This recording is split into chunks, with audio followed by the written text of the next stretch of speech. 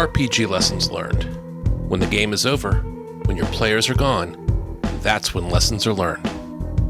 Find us online at rpgllpodcast.com, email us at rpgllpodcast@gmail.com, and find us on Blue Sky at rpgll. Hi, welcome to RPG Lessons Learned, the show where you can learn from our mistakes. I'm Dusty. With me, as always, is Tanner. Hi, Tanner. Hail and well met, Dusty. And we have literally, less than a minute ago, finished a gaming session where I ran the second half of the Sinister Secret of Saltmarsh for you, that classic adventure by Dave J. Brown. I think I said Brown last time. Looks like it's actually Bounty, and Don Turnbull. So, yes, shall we start right away with numeric ratings? Yeah, I want to hear from you first. Oh, we should start actually by warning we're going to spoil the whole adventure at this point. Yeah, it actually is Brown. Never mind. It is Dave J. Brown. And yes, we will spoil the adventure. Right. I plan on thoroughly discussing the Sinister Secret of Saltmarsh and its two sequels. So for GM's ears only. All right. So first of all, my numeric rating. I didn't feel as good about this one. I think it's on me. I was going through the motions of like reading the module box text and like running the combats and doing the bookkeeping. And I was kind of caught up in making sure I ran the Sinister Secret of Saltmarsh. I feel like last time I was a little more energetic and, dare I say, performative. Yeah. And this time I kind of fell into the trap of just running the module and not running a game. So I didn't feel great about that. I kind of caught myself. I tried to improve in the last half hour or so, but I caught myself falling into that trap. So my numeric rating, did I already say it? No, you didn't. I'd give it a 6. I feel better than average about it. I might go 6.5, 7. I'll give you a 7. I agree that it was a little transactional, I guess is maybe the way I'd describe it in the first half. And I wonder how much of that is on you and how much of that is on the adventure, actually. It's me.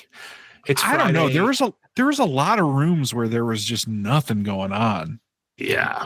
Well, I don't know if you remember this. When I first told you I was going to run this, I was like, it's kind of an adventure where nothing happens. And like, yeah, dude, I cut out rooms where there's nothing. Yeah. I understand well, I guess I'll give my rating. I'll give it a 7. I think it is a good time. I think it was very much like the first half of this session was like a 5. And then the last section of it was like an 8 or a 9 to me. So that's kind of where I ended up. I basically ended up exploring all of the upstairs, which, man, you could cut the upstairs from this adventure. It was cool running into the guy who was, what was his name? Ned, who was, I still don't quite understand that plan, but he was basically a secret trader who was, I found tied up, and he worked with me until I went a step too far, and then he wanted to kill me. That stuff is all cool, and I like that. But besides the random encounters and a couple of like okay pieces of treasure, there's really not much going on upstairs, is there? So in that room where it had the best view of the sea outside, yeah, if you had more closely examined the window, I don't know what would move you to do that. I made a luck roll to see if you noticed stuff, and you didn't. I don't know if you noticed. I made a couple luck rolls and like didn't tell you why. Which I'm fine with. Yep. There was some like scratches in the windowsill and like a hook in the windowsill where that lantern you found, that bullseye lantern with the hood, the movable hood, and that was like to signal ships or whatever. And the sheet you found with the letters of the alphabet and the random dots, that was like Morse code. Gotcha. So yeah, basically the story of this adventure is that the so-called Sinister Secret was that a group of smugglers were using this house and had a magic user who enchanted the house with illusions to make it seem haunted to keep the townsfolk away. The ultimate spoiler for this adventure is when I read the whole thing a couple times, and I told Susan, this is a Scooby-Doo adventure.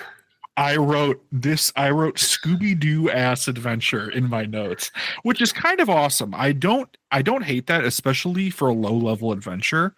I think that's like totally fine, but it is so Scooby-Doo. It really is. Haunted house that's not actually haunted, like guy who it was old Mr. Jenkins the caretaker the whole time. Like it was a very civil urbane conspiracy that was like very low stakes, even though people were willing to kill each other over it. That kind of stuff does work on me at low levels, and I can't help but be charmed by it, you know. But it's a Scooby-Doo. Which we had fun with. Yeah, no, I had fun with it. I'm glad I read it. It's a haunted house adventure that turns out to be like Old Man Jenkins is making the house seem haunted because it's a perfect place to smuggle stuff into town from. Yeah, and they weren't even like, it wasn't even nefarious smuggling. It was just like food and whiskey and cloth. Well, like, so is it nefarious? Yes, it is. So there is more to this adventure, not even the sequels to this adventure. There is a whole part that takes place on the Sea Ghost, which is the ship that's actually doing the smuggling. Okay. I didn't find that particularly interesting. But if you were to get on the Sea Ghost, which you would have to like wait around and wait for it to come into port and like row out to it and convince them, there's a lot of asinine stuff. But if you were to get on the Sea Ghost, what you would ultimately discover is what they had just unloaded when you walked in were like luxury goods that Gottfried, and by the way, I made up the name Gottfried, that a merchant in town was going to like make a profit on and not pay taxes and duties. That's what they had just unloaded. What they had just loaded was a bunch of weapons. These guys are arms dealers, and they are in the process of arming. I'm going to give away the sequel adventures. Let's see. Let me go to my summary where I've summarized the sequel adventures. The sequel adventures to this are U2, Danger at Dunwater, and U3, The Final Enemy. Ultimately, arms are being run out to lizard men, which you find in Danger at Dunwater. And those lizard men are in turn arming Sahagin. And those Sahagin are massing arms and armor and weaponry because they plan to attack Saltmarsh and wipe out all the humans in Saltmarsh. I see. Okay. So, well, I don't hate that then as a hook for those other adventures. I agree with you. It seems asinine to get the players to want to take those extra steps to get involved in the Sea Ghost. But I don't hate that as like an arc for a series of adventures. Not at all. It seems kind of cool. Yeah. Yeah, these British people did a great job writing these adventures. Yeah. Do you want to talk about some more patterns I noticed besides Scooby-Doo in this adventure? In the adventure or in my running of the adventure? In the adventure. Okay. This is the most secret drawers I've ever per square foot. God. Yeah. Like once I got to the point where I found one secret drawer, I checked the false bottom. I checked which I like for a smuggler adventure. And it kind of tricks you into like being like, oh, this is kind of like, but they were all on the wizards stuff, weren't they? Oh, there's stuff you didn't find. There was stuff under Sanbalay's bed that you didn't find that included a bunch of platinum pieces. Understood. Okay. So I like that there is like stuff kind of hidden in all sorts of stupid places. But yeah, I made note of that. I'm like, oh my God, another false bottom, another fake compartment in this drawer. But now that I know it is kind of like a smuggler adventure, again, I kind of like it. Fair. Were there keys to any of these locked doors anywhere? There were not. Okay. So that was like driving. I feel like I could have stumbled across the whole thing in the first adventure, but I thought that a door was like locked and not just like I could get into it with my crowbar at any time, you know? I like a quote that I heard, I forget who said it, about OD&D, Original Dungeons and Dragons, where essentially it was a game of doors. Yes. And this also is a lot of early dungeons were a game of doors. There really is no key, but you just need a thief who can pick locks. or Yeah. a fighter who can like kick open the door. I thought that for sure. I think it would have been interesting. I don't know. This would have been like rewriting the adventure, but like if Ned had like a key ring on him or something, he was part of these guys, but that would have given away very early, like kind of what he was. So I don't. He probably had some sort of secret knock he could get in and out with or something. Dude, there are paragraphs about Ned. And about role playing Ned, and about at what point does Ned betray you? At what point does he try to use his assassinate ability and assassinate one of you? I thought you ran him really well, by the way. I appreciate that. Did you the moment when I said Ned almost says something and then doesn't say something? When you were going to use the crowbar in the door, Ned was going to offer to pick the lock, and then he caught himself. Interesting. That's kind of fun. Does it say that in the adventure? Or did you come up with that? No, I made that up. I like that. That was cool. I also liked the way that, like, I was suspicious of him, but I did trust him for the first, like, once. Okay, can you explain what his scheme was? So he is the guy who signals the ships to come in. Nope. Right? No? Okay. No. He is very little involved in the actual smuggling. He has no idea how the smuggling is happening. All that happened was, and again, I made up the name Godfried. So if you're listening to this at home, I'm going to keep saying Godfried to refer to the merchant in town who's benefiting from the smuggling. They didn't bother to give that guy a name? They didn't. In most old school adventures, they didn't name anyone because I guess they wanted you to be able to run it anywhere in any locale.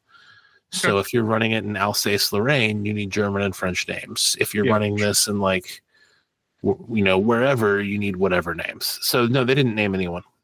They did name Ned, actually, and they named San Belay, but they didn't name any of the townspeople. Anyway, Godfried, my name for the crooked merchant, Godfried knew the town council was doing this because they're telegraphing it.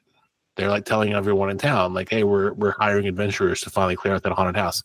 Well, Godfried knows the haunted house is where the smugglers work from. Ned has been to the outside of the haunted house to like load up a cart with like bolts of fine cloth and casks of brandy or whiskey. So Ned has been there, but Ned knows the smugglers, but Ned has never been down in the house. Ned did not know they were in the cellar. Ned doesn't know about the signaling. Ned didn't know any of that. Godfried planted him there specifically for you because he knew the town council. In fact, you kind of threw a curveball to me when you left the house the first time. Yeah. Because the adventure makes it clear that Godfried brought him here. Godfried hit him over the head to like give him a realistic bruise. Godfried legit tied him up. Okay. Like, I mean, they're in on it. They're probably talking to each other while he's tying him up. But Godfried, insane plan, by the way. Crazy plan. Makes no sense. Again, kind of charmed by it though. But in my head, like, when last session when you were like, I'm gonna leave, and I'm like, Ned's tied up upstairs. I guess Ned. He's just gonna piss himself tonight. It would be kind of cool if once Ned heard something, he would start making noise upstairs or something. That would be kind of a thing that would make me make some decisions about where I would explore and stuff. Okay, that is an explanation, albeit an insane one, but I will accept it. I really would love for you to read this adventure now. I should, yeah. And see how I adapted it, because it is so much longer, as we said last time, than what I pared it down to.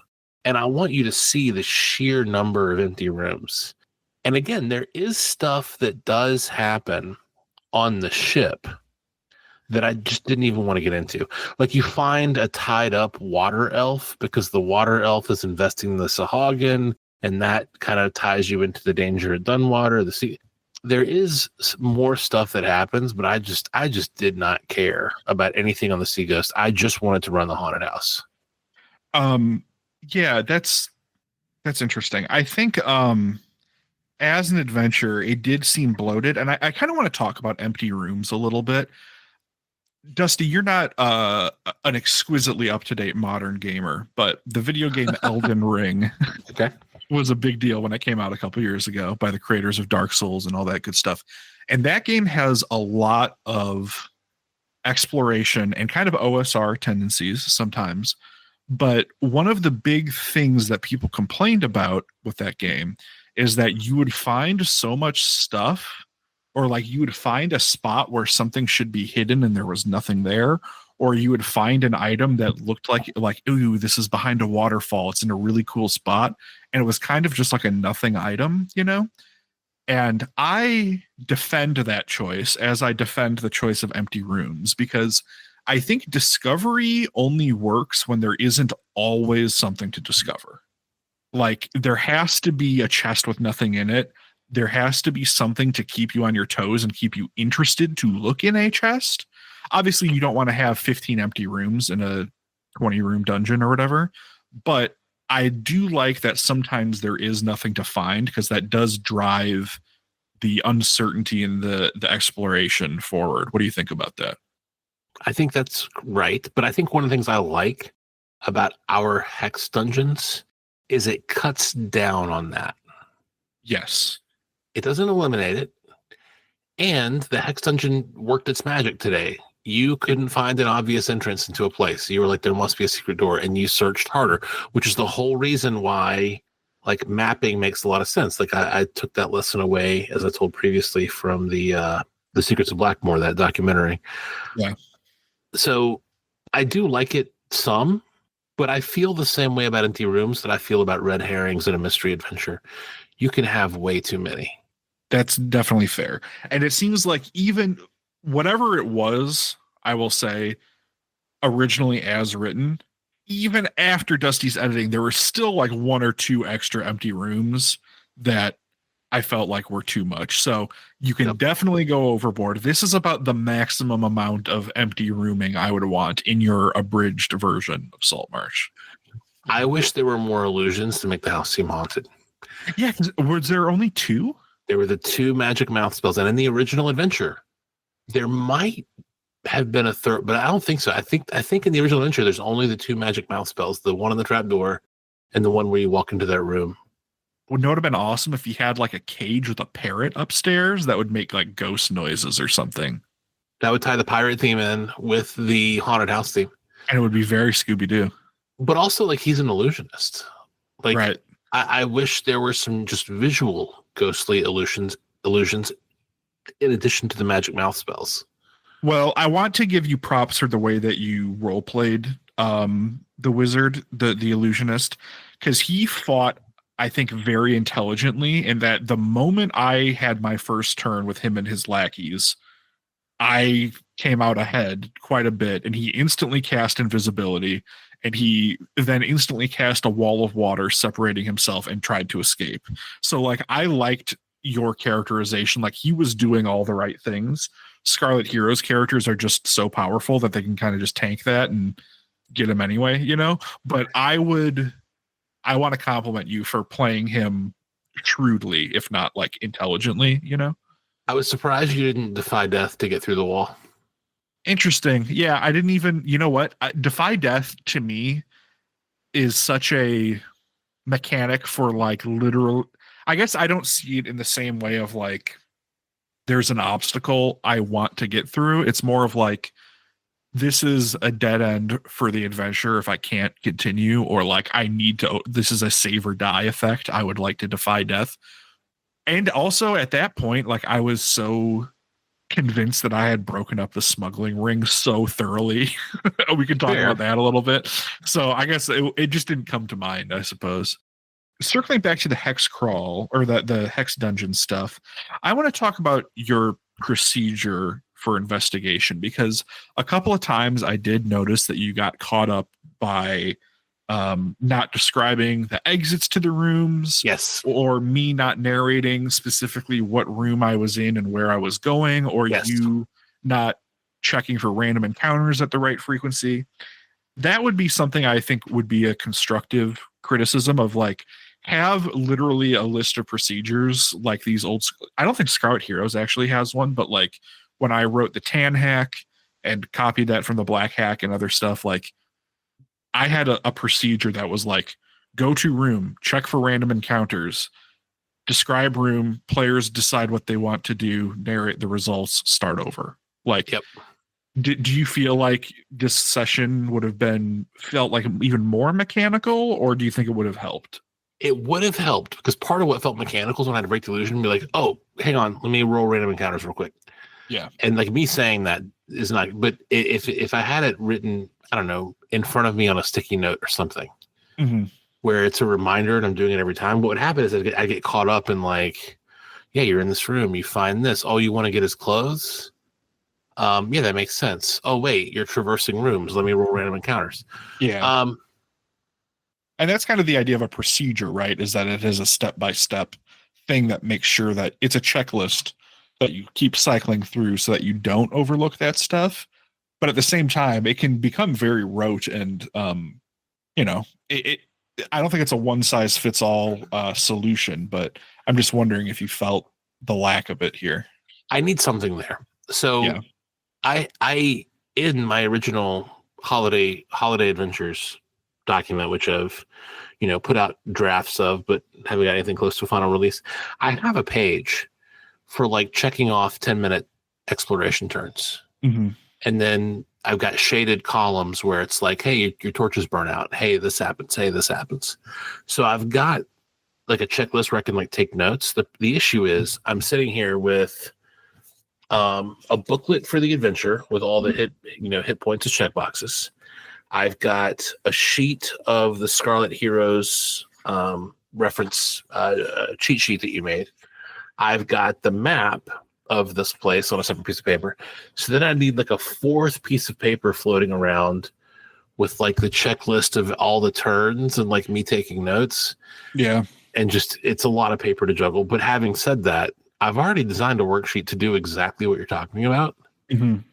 I just need to like print it and have it handy. Yeah. And you might figure out some stuff you want to change with it too. You would be testing it and stuff and be making your own procedures better, I think. If I somehow combined it with the Scarlet Heroes cheat sheet, I think that would be or just even have it like double-sided or something and have the checklist of exploration on one side and just have that open. And then if you need to flip over and reference something, you do that for a second, then you flip it back over. That'd be the type of thing that'd be great on a Dungeon Master screen, but obviously we play remotely, so it'd be kind of silly if you set up a screen. Another thing that would have helped me thinking constructively for the future, we talked for a while, we caught up for a few minutes, we talked about things we purchased, and then we just jumped right in. I wish when we started the first session, I had that kind of box text to read about, hey, the town council has hired you. You find yourself like we had a couple moments to just spend a few sentences getting into the mood and like setting the scene. You and I were like, okay, mechanically you bought some things in town. Okay. And now you're back. And what room are you going to? All right. I wish I had figured out a way to like narrate just a little something about you coming back, what it looks like. If I had done a little bit of narration to like set the mood, I think it would have improved the whole first half for me as well. Because I think so too. I think that's smart. That could be totally something that you prepare between sessions. Like just write a paragraph, last night or this morning, whenever you have free time. Read it, get yourself back in the mood, and that way you don't have to improvise it on the spot. But I remember we kind of had that. I don't want to say it's an issue because I think it is really minor, but I think it came up when we did the heist in Mutants and Masterminds. Do you remember that? Yes. One of the things we talked about was that we kind of went straight into mechanics mode without like describing the physical space. And I think you have a tendency to do that. So I think, and again, this is a constructive feedback. Oh, podcast. For sure. Yeah. So don't, dear listener, I'm not ragging on Dusty too hard, but I've noticed that seems to be a thing that's happened twice now. Yep. So I think, giving yourself a little flavor text to get started would be great. I agree. And dear listener, you should know that I am having these conversations with Tanner to get better. And he does me no favors if he holds this feedback back. That's right. So dear listener, please know that I am totally good with these conversations. No, it is a habit that I do have. I think it is probably the number one way I could improve as a GM is just think about the space more, maybe setting the scene and setting the mood. Yeah, that'd be interesting. I wonder if there could be something that you could run or play that would be like even extra helpful for that? I don't know. That's interesting though. Maybe like Call of Cthulhu or something. Who knows? Yeah, one of those Yeah. systems that I hate that have the stupid dice with pictures on them. That's right. Yeah, those ones that make you think about the fiction of the game. Yeah, those suck. Um, I like numbers. yeah, I have one other thing I want to talk about. But I want to hear if there's anything else that any other thoughts that you have overarching about our experience. No, it was fun to adapt another adventure. I don't plan to do that again anytime soon. I don't know what the next thing I'll run will be, but I think I'm going to write my own adventure. I think I generally do better at setting the scene and improvising and remembering all the things if I'm running something that I wrote. Yeah. So are you thinking something OSR-y or? I don't know. I feel like we just finished this. I have a Neverland game with Margot's friends Sunday. Okay. I don't know what I'll have to think on what I feel like running. Well, I'm going to tag in and run some stuff for you for a while. So I want you to stew on it and make sure it's something that sounds fun for you. Sure. What was your thing you wanted to cover? I just wanted to say that there were some good OSR gaming moments in the back half of this adventure. Throwing a wad of chalk dust on a wizard who's about to turn invisible because I found his spell book, saw that he had the invisibility spell. I had chalk, I ground it up, and I'm like, if this wizard goes invisible, I'm going to chuck this at him. Were you pleased when I did that? I was, yes. I hoped that like that and the Molotov cocktail that you dropped kind of down the stairs, more or less, shall we say. I did some crimes. Yeah. You did. I was great with it. It kind of broke some encounters and it kept you from being in serious danger. Yeah. But it's Scarlet Heroes where you are, quote, a whirlwind of violence anyway. So I found those to be like fun and satisfying. I hope you didn't think I was, quote, letting you get away with too much. No, I think that I was trying to use my player skill to overcome what could be tough encounters. And yeah, there was some smugglers coming up the stairs with some very flammable whiskey spirits and casks, and I threw a Molotov cocktail at them and lit them up and waited 20 minutes for their friends to come up, and I threw another barrel of whiskey down. And yeah, I mean, like that was awesome. Like that felt like some real hood rat type adventurer scrappy play. And it's nice that there's room for that in Scarlet Heroes, given how invincible the players kind of are. And I think as a cleric, I might be even like a little bit more invincible than the average Scarlet Heroes character. So like, I guess don't judge Scarlet Heroes Dusty too harshly based on the fact that I got nary a scratch on me when I had a ring of protection and +1. Well, I didn't have the ring of protection on, but I had +1 full plate after like the third room I investigated. Turns out that's pretty good. Turns out it is. First or second level. So yeah. No, but man, those last couple encounters were a hoot. And I almost got done in by yellow mold. I would love for you to read Scarlet Heroes and in a future episode tell me if you feel like the pared down summarized version that I ran for you had all the flavor that you would have wanted from the original. Sorry, I said Scarlet Heroes. I meant Sinister Secret of Saltmarsh. Yeah. If you feel like that the pared down version I ran for you had all the flavor of the Sinister Secret of Saltmarsh. Yeah, I definitely plan on reading it in the interim. I really like that. That is basically all I've got. I had a good time overall.